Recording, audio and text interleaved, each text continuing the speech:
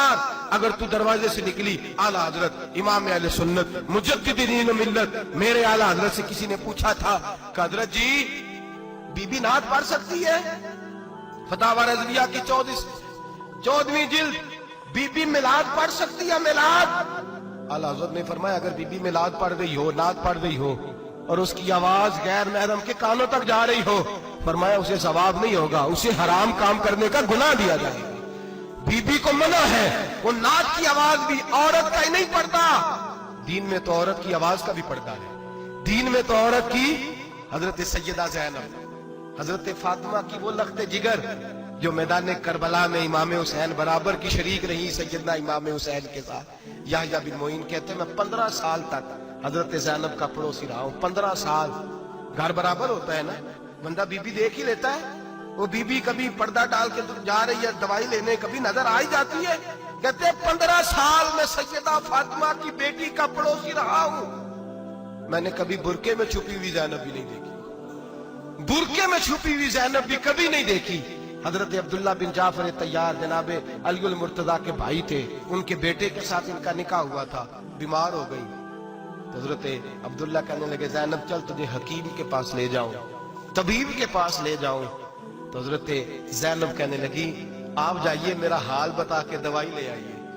तो हजरत अब्दुल्ला जाफर तैयार कहने लगे शरीयत में गुंजाइश है डॉक्टर के पास जाने, हकीम के पास जाने की गुंजाइश है, तू चलती क्यों नहीं? तो हजरत ज़ैनब कहने लगी शरीयत में गुंजाइश तो है, पर अब्दुल्ला मेरी मजबूरी ये है कि मैं फातिमा की बेटी हूं। शरीयत में गुंजाइश तो है पर मेरी मजबूरी ये है कि मैं हुसैन की बहन हूं। शरीयत में गुंजाइश है पर मैं हसन की बहन हूं।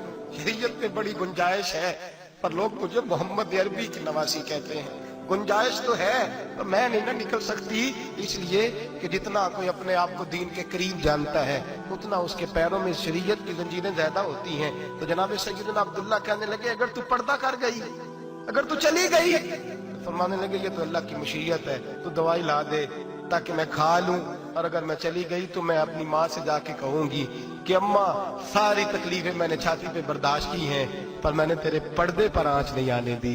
मेरे भाई ये उसवा नूर है, ये उसवा हसना है, ये हमें सिखाया जा रहा है। मेरे हबीब करीम की बीवियों का ये हाल था, बीवियों का अपने घर के आंगन में हजरत आयशा सिद्दीका, हजरत सौदा जनाब अफसा अपने सेन में जब बैठती थी ना तो दीवार की तरफ मुंह करके बैठती थी, दीवार के साथ लग के दीवार की तरफ। बीबियां अपने घर के अंदर भी दीवार की जानब मुंह करके बैठती थी। लोग पूछती, बीबियां पूछती कि अपने घर में भी दीवार को मुंह करने का मतलब? कहती हो सकता है कि छत पे चढ़े अचानक नजर पड़े तो हम चाहती हैं फिर भी हमारा चेहरा नजर ना आए उसे, फिर भी हमारा चेहरा नजर, हम अपने घर के अंदर भी पाबंद रहती हैं कि हमारे चेहरे नजर ना आए। खुदा रा बड़े पैसे जिंदगी में लौटाए हैं, 1000 1500 बुरके पे भी खर्च करो, वो घर ले जाओ, वो अम्मा को भी दो, बहन को भी दो, बीवी को भी दो, उसको कोई ये पहन ले। इसलिए कि जब तो हजरत फातिमा के तरीके का पर्दा करेगी तो तेरे आंगन में सैयदा ज़ैनब की तरह की बेटियां पैदा होंगी, वो उस सुन्नत पे चलने वाली बेटियां तेरे आंगन में आएंगी। खुदारा मेरे भाई आज ये नियत करो, ये इरादा करो और अपने घरों को पर्दे का पाबंद बनाओ। अगर एक बेटी पर्दादार हो गई तो कई खानदान पर्दादार हो जाएंगे, अगर एक बेटी पर्दादार हो गई तो कई घराने संवरेंगे, कई जगह पे नूर फैलेगा। ऐ अर्श के मालिक, ऐ मेरे महबूब के खुदा, तुझे वास्ता है मेरे महबूब की बीवियों का और तुझे सदका हुजूर की शहजादियों का।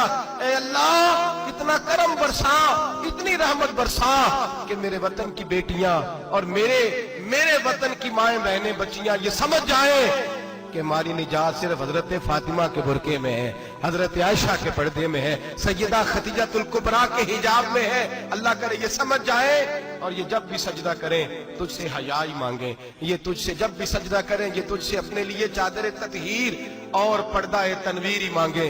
अल्लाह करे मुझ बेअमल की मुंह से निकले हुए लफ्ज किसी के दिल में तासीर बन के उतरे और फिर दुनिया के अंदर ये रिवाज आम हो कि हर कोई पर्दा करे, हर कोई बापर्दा हो जाए। ऐ अल्लाह तू तासीर नाजिल फरमा, ऐ अल्लाह तू अमल की दौलत नाजिल फरमा, ऐ अल्लाह हमारी बेटियों को इज्जत की चादर अता फरमा, हमेशा मिदहत खैरुल अनाम में गुजरे। दुआ है ये उम्र दरूद और सलाम में गुजरे। आखिर